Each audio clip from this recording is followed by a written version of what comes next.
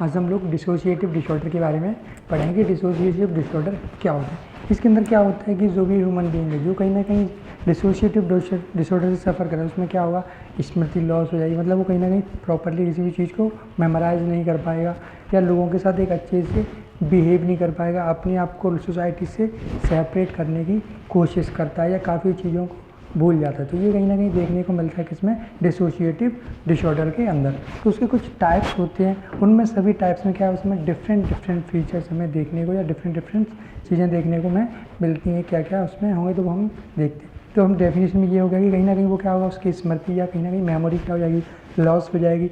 जो बिहेवियर है वो कैसा हो जाएगा, एबनॉर्मल हो जाएगा, अच्छे से बिहेव नहीं कर पाना लोगों के साथ। साथ ही साथ क्या करेगा, जो सोशल लोगों से अपने आप को अलग कर देना या कहीं पे वर्क करता है उस प्लेस से या अपने घर से अचानक घर को छोड़ के चले जाना या अपनी जगह को त्याग देना, उस टाइप का हमें देखने को मिलता है। तो हम उसके टाइप्स के बारे में देखते हैं। तो ये मेनली क्या होती हैं, 4 टाइप्स के होते हैं। ये डिसऑर्डर के अंदर 4 टाइप्स के होते हैं। तो वो कौन कौन से, तो फर्स्ट हम देखते हैं क्या है आपका डिसोसिएटिव एमनेसिया। डिसोसिएटिव एमनेसिया में क्या होगा, फॉरगेट। इसमें क्या देखेगा, फॉरगेट मतलब वो काफ़ी चीज़ों को बहुत जल्दी भूल जाना कि कुछ भी टाइम पे सब, जैसे कि वो उसने स्कूल टाइम में स्कूल टाइम का कुछ टाइम का बीच का कुछ फॉरगेट हो जाना, जैसे कि 7 to 8 में जब पढ़ा हुआ उस टाइम का बिल्कुल फॉरगेट हो जाना कि उसमें क्या था क्या नहीं था। मतलब एक किसी भी स्पेसिफिक टाइम का कंटेंट वो क्या हो जाएगा, बिल्कुल इरेज हो जाता है। किसमें, डिसोसिएटिव एमनेसिया। मतलब एक स्पेसिफिक टाइम ड्यूरेशन का क्या होगा, कंटेंट बिल्कुल क्या हो जाएगा, इरेज हो जाएगा या बिल्कुल क्लीन हो जाएगा। उसको वो कितना भी ट्राई करेगा बट उसे रिमेंबर नहीं कर पाता है। तो उसको हम बोलते हैं क्या, डिसोसिएटिव एमनेसिया। या कहीं ना कहीं जॉब करते समय, जैसे कहीं पे भी उसने जॉब कर रहा है 10 ईयर से जॉब कर रहा है, तो उसमें से कुछ बीच के 3 ईयर को बिल्कुल भूल जाना कि उसने 3 ईयर कहाँ किया। उसे बस ये याद रहेगा कि मैंने 7 ईयर वहाँ जॉब किया, क्योंकि वो जो भी 3 ईयर था उसे वो क्या हो गया, भूल गया। तो उसे याद करेगा ओनली 7 ईयर, बट हालांकि उसने वर्क कितना किया, 10 ईयर। तो मतलब कुछ ड्यूरेशन टाइम का क्या हो जाना, बिल्कुल इरेज होना या क्लीन हो जाना, उसको हम बोलते हैं क्या, डिसोसिएटिव एमनेसिया। नेक्स्ट हम देखते हैं क्या है, सेकेंड टाइप देखते हैं क्या है, dissociative identity disorder. Dissociative identity disorder में क्या हुआ, एक तरह से इसमें क्या हुआ, डिफरेंट टाइप की उसमें आइडेंटिटी दिखेंगे या कहीं ना कहीं डिफरेंट टाइप की पहचान दिखाएगा और वो अपनी प्रीवियस आइडेंटिटी को भूल जाता है। जैसे कि हम एक एग्जांपल दे सकते हैं, आपने एक मूवी देखी होगी अपरिचित, इसमें क्या उसमें एक पर्सनैलिटी डिसऑर्डर भी बोल सकते हैं। तो उसमें क्या होगा, एक डिफरेंट टाइम में उसमें डिफरेंट फीचर्स हमें देखने को मिलते हैं और वो प्रीवियस क्या होता है, जो भी उसकी एक्टिविटी या बिहेवियर उसको क्या हो जाएगा, आइडेंटिटी को भूल जाता है। तो वो रहता है क्या, डिसोसिएटिव आइडेंटिटी डिसऑर्डर। मतलब कहीं ना कहीं क्या होगा, वो अपनी आइडेंटिटी को भूल जाना। जैसे कि अभी वो बहुत ज़्यादा गुस्से वाला है, बहुत ज़्यादा सच्चाई के साथ लड़ने वाला है, तो सडनली क्या हो जाएगा, कुछ टाइम तक वो बहुत अच्छे से उस पर एक्टिवली वर्क करेगा, देन कुछ टाइम बाद उसकी ऑटोमेटिक एक्टिविटी चेंज आएगी, बहुत बिल्कुल साइलेंट, किसी से बात नहीं करना, इस तरह का। तो जो उसकी जो पहले की एक्टिविटी थी, पहले की जो आइडेंटिटी, उसे उस टाइम की आइडेंटिटी, सेकंड टाइम पे जो आइडेंटिटी उसको वो याद नहीं, मतलब कहीं ना कहीं उसे उसकी अपनी आइडेंटिटी के बारे में कोई भी याद नहीं रहता कि पहले उसने अपने आप को कौन क्या फील कर रहा, सेकंड टाइम अपने आप को क्या फील कर। मतलब कहीं ना कहीं वो अपने डिफरेंट टाइम पे अपने आप को डिफरेंट टाइप की पर्सनैलिटी या डिफरेंट टाइप की आइडेंटिटी शो करने की कोशिश करता है। और वो प्रीवियस जो भी इसने इससे पहले या बाद में जो भी आइडेंटिटी शो किया उसके बारे में उसे उस टाइम पे कोई बिल्कुल भी याद नहीं रहता। जैसे कि प्रेजेंट में मेरी जो भी आइडेंटिटी है वो मुझे याद है, ठीक है, बट अब इससे पहले अगर मेरी कुछ और आइडेंटिटी को मुझे बिल्कुल याद नहीं रहेगी या इससे आगे भी मैं कोई भी आइडेंटिटी नई बनाता हूँ तो वो भी मुझे इस समय याद नहीं होगी। और देन थर्ड, जब भी मेरी थर्ड टाइप के, मतलब कहीं ना कहीं वो क्या होगा, अपनी किसी भी आइडेंटिटी को रिमेंबर नहीं कर सकता है एक टाइम पर दो से ज़्यादा, ओनली एक सिंगल जो आइडेंटिटी में उसी को याद रखता है। उसको हम बोलते हैं क्या, डिसोसिएटिव आइडेंटिटी डिसऑर्डर। नेक्स्ट हम देखते हैं डिसोसिएटिव फ्यूज। डिसोसिएटिव फ्यूज, इसमें क्या होगा कि जो भी इंडिविजुअल है वो क्या होगा, सडनली से या अचानक से क्या करेगा, उसका कर्तव्य को, अपने कर्तव्य को या उसका क्या जो वहाँ पे योगदान है उसको भूल जाता है और वो अपनी जगह वहाँ से अपने आप को क्या करते हैं, सेपरेट करते हैं, या वर्किंग प्लेस से भी या फैमिली से कहीं ना कहीं जो अपने आप को या सोसाइटी से अपने आप को क्या कर देता है, दूर कर देता है। उसको हम बोलते हैं क्या, dissociative fuse.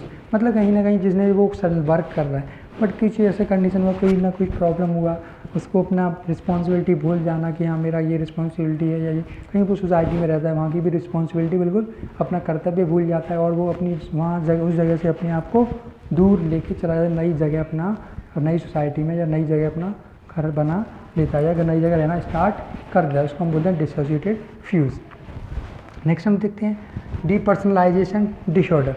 Depersonalisation disorder but कहीं ना कहीं ये थोड़ा सिमिलर रहता है, कैसा आपका डिसोसिएटेड फ्यूज़ की तरह। इसमें भी क्या करता है, सोसाइटी से अपने आप को बिल्कुल नई जगह शिफ्ट कर देना या अपने आप को नए वर्क प्लेस पे शिफ्ट कर देना। बट यहाँ पे क्या करता है, उसमें क्या होता है, वो अपने कर्तव्य को भूल जाता है। बट यहाँ पे क्या करता है, उसे लगता है कि जिस जगह वो रह रहा है वहाँ के लोग उसको कुछ ना कुछ प्रॉब्लम करने वाले, या जो भी उसके कल्चर है उसको चेंज करने वाले हैं, या उसको कोई ना कोई जो उसकी रेस्पेक्ट है उसको कम करने वाले हैं, या कहीं ना कहीं उसके आत्मसम्मान में कहीं ना कहीं कोई प्रॉब्लम आने वाली है, आत्मसम्मान में कोई ना कोई कमी या कमज़ोर होने वाला है। उस समय उस चीज़ को बचाने के लिए, अपने आत्मसम्मान को बचाने के लिए वो अपनी नई जगह शिफ्ट कर देता है। उस कंडीशन को हम बोलते हैं क्या, डीपर्सनलाइजेशन डिसऑर्डर। तो ये डिफरेंस इसमें देखने ये था आपका डीपर्सनलाइजेशन डिसऑर्डर। तो ये डिफरेंस रहता है किसमें, सारी डिसोसिएटिव डिसऑर्डर के टाइप्स में ये आपको डिफरेंस देखने को मिलता है। नेक्स्ट हम देखते हैं ईटियोलॉजी। तो इसका क्या है, जो भी एग्जैक्ट कॉज है पता नहीं, मतलब अज्ञात है कि इसका क्या कारण हो सकता है। बट कुछ सामाजिक कारण भी हो सकते हैं, कुछ डिप्रेशन कंडीशन भी, या कहीं ना कहीं जिस सोसाइटी में वो रह रहा है वहाँ पर उसके अकॉर्डिंग इन्वायरमेंट नहीं है, वहाँ पर उसके अकॉर्डिंग लोग नहीं हैं, या वो कहीं ना कहीं उसकी जो सिचुएशन है थोड़ा डिफरेंट है, या इकोनॉमिक कंडीशन उसकी बहुत ज़्यादा वीक है। तो ये सारी कंडीशनों की वजह से उसको क्या हो जाता है, या फैमिली में उसको प्रॉपर सपोर्ट नहीं मिल रहा, उसकी एक रिस्पेक्ट नहीं की जा रही फैमिली में। तो ये सारे क्या हो सकते हैं, इसके एटियोलॉजिकल फैक्टर हो सकते हैं, जिसकी वजह से पेशेंट के अंदर ये सारे सिम्टम्स हमें देखने को मिल सकते हैं। नेक्स्ट हम देखते हैं क्या, साइन एंड सिम्टम।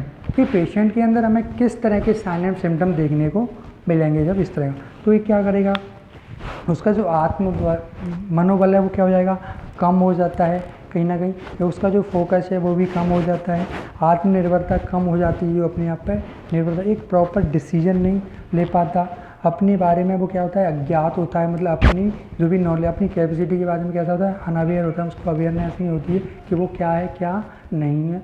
तो उसको कितना नॉलेज है उसके बारे में वीकनेस हो जाता, कमज़ोर हो जाता है, और लोगों के साथ अच्छे से कोऑपरेट नहीं कर पाना, थिंकिंग पावर कम और लो हो जाना, नेक्स्ट मेमोरी पावर भी लो हो जाना है, अटेंशन नहीं पे कर पाना लोगों के साथ अच्छे से, कहीं ना कहीं किसी भी कंटेंट को अच्छे से समझ नहीं पाना। तो ये सारे क्या होंगे, उसके अंदर हमें फीचर्स देखने को मिलेंगे, या अपने आप को सोसाइटी से बिल्कुल अलग कर देना, या नई जगह शिफ्ट कर देना। तो ये सारे हमें फीचर्स कहाँ, सिम्टम्स हमें देखने को मिलते हैं किसमें, इसमें डीएसोसिएटिव डिसऑर्डर वाले पेशेंट के अंदर। नेक्स्ट हम देखते हैं डायग्नोस्टिक इवैल्यूएशन, कि कौन कौन सा डायग्नोस्टिक इवैल्यूएशन की हेल्प से हम क्या कर सकते हैं, इन सब के बारे में आइडेंटिफाई कर सकते हैं। तो हमें क्या करना है, पेशेंट का पूरा फुली हिस्ट्री कलेक्ट करना है। फिर उसका क्या करना है, उसका पेशेंट का हिस्ट्री कलेक्ट करना है, पूरा की क्या हिस्ट्री होगा, पूरा कलेक्ट करने के बाद देन हमें क्या करना है, फिजिकल एग्जामिनेशन करना है उसका, फिजिकल एग्जाम, क्योंकि फिजिकली कोई प्रॉब्लम तो नहीं है, उसके बीच में भी बहुत ज़्यादा स्ट्रेस और डिप्रेशन की वजह से ये कंडीशन होने के चांसेस हो सकते हैं। कहीं ना कहीं हम उसका क्या करेंगे, मिनी मेंटल स्टेटस एग्जामिनेशन करते हैं, तो हम शॉर्टली क्या कर सकते हैं, पेशेंट की कंडीशन के बारे में ईजिली आइडेंटिफाई कर सकते हैं। देन हम क्या करते हैं, मेंटल स्टेटस एग्जामिनेशन, जिसमें हम फुली एक्टिविटीज़ या फुली बिहेवियर के बारे में असेस करते हैं, नॉलेज के बारे में, इसके में एटीट्यूड सारा फुली ऑब्जर्वेशन करते हैं किसमें, मेंटल स्टेटस एग्जामिनेशन में। देन हम देखते हैं क्या, न्यूरोलॉजिकल एग्जामिनेशन भी करते हैं। साथ ही साथ ये सारे हम एग्जामिनेशन की हेल्प से क्या कर सकते हैं, पेशेंट की कंडीशन को ईजिली आइडेंटिफाई कर सकते हैं। देन हम करते हैं इसके लिए क्या, ट्रीटमेंट। क्या है ट्रीटमेंट, क्या होगा, इसके लिए हम पेशेंट को क्या दे सकते हैं, एंटी साइकोटिक ड्रग दे सकते हैं। क्या देंगे हम, एंटी साइकोटिक ड्रग दे सकते हैं, एंटी डिप्रेशन ड्रग दे सकते हैं, नेक्स्ट एंटी एंजाइटी ड्रग दे सकते हैं। कहीं ना एंटी एंजाइटी को रिड्यूस करने के लिए, एंटी डिप्रेशन पेशेंट की डिप्रेशन कंडीशन को कम करने के लिए, ठीक है। नेक्स्ट हम इसको क्या दे सकते हैं, कुछ शेडेटिव दे सकते हैं, जिससे हम उसके ब्रेन को क्या कर सकते हैं, रिलैक्सेशन प्रोवाइड कर सकते हैं। देन हम कुछ इसको थेरेपीज प्रोवाइड कर सकते हैं, साइकोथेरेपी। तो साइकोथेरेपीज़ में हम कौन कौन सी थेरेपीज़ प्रोवाइड कर सकते हैं, बिहेवियर थेरेपी दे सकते हैं, जिससे उसके बिहेवियर को मॉडिफाई कर सकते हैं, कॉग्निटिव थेरेपी दे सकते हैं, जिसकी उसकी थिंकिंग को बहुत अच्छे से इम्प्रूव, थिंकिंग मेमोरी, ये सारी कॉग्निटिव प्रोसेस को बहुत अच्छा और बेटर बना सकते हैं। कहीं ना कहीं हम उसको ऑक्यूपेशनल थेरेपी दे सकते हैं, कि कहीं ना कहीं जिस एरिया में वो वर्क कर रहा है उस जगह वो अच्छे से एडजस्टमेंट कर पाए, लोगों के साथ अच्छे से कोऑपरेट कर पाए, उसको कोई प्रॉब्लम उसको सॉल्व किया जाए, वहाँ पर कोई भी स्ट्रेस है उसका पूरा फुली ऑब्जर्वेशन रखना है। इस तरह से हम पेशेंट को इजीली क्या कर सकते हैं, ट्रीटमेंट प्रोवाइड कर सकते हैं। और नीड होने पर हम उसे ECT भी प्रोवाइड कर सकते हैं, इलेक्ट्रोकन्वल्सन थेरेपी, जिसकी हेल्प से हम पेशेंट को क्या कर सकते हैं, ईजिली रिकवर कर पाएंगे। नेक्स्ट हम देखते हैं नर्सिंग मैनेजमेंट, कि नर्सिंग मैनेजमेंट क्या है। तो नर्सेज क्या कर सकती है, उसकी क्या करना है, उसके मनोबल को बढ़ाने की कोशिश करना, उसकी जो भी कन्फ्यूज़न है उसको ख़त्म करना, उसकी प्रॉब्लम को सॉल्व करने की कोशिश करना, उसको डिसीज़ के बारे या उसकी प्रॉब्लम के बारे में उसे फुली डिस्क्राइब करना, उसकी फैमिली मेम्बर को और उसको क्या करना, अच्छे से किसी भी टॉप डिसीज या कोई भी प्रॉब्लम उसके बारे में अच्छे से एक्सप्लेन करना और उसकी सॉल्व अच्छे से क्या करना, फिर उसको ट्रीटमेंट प्रोवाइड करना, उसके लिए फुली ऑब्जर्वेशन में रखना, जिससे हम उसकी बिहेवियर एक्टिविटीज़ को अच्छे से असेस कर सकें और उसको इम्प्रूवमेंट को भी क्या कर सकते हैं, एनालिसिस कर सकते हैं कितना अच्छे से इम्प्रूवमेंट हो रहा है या नहीं।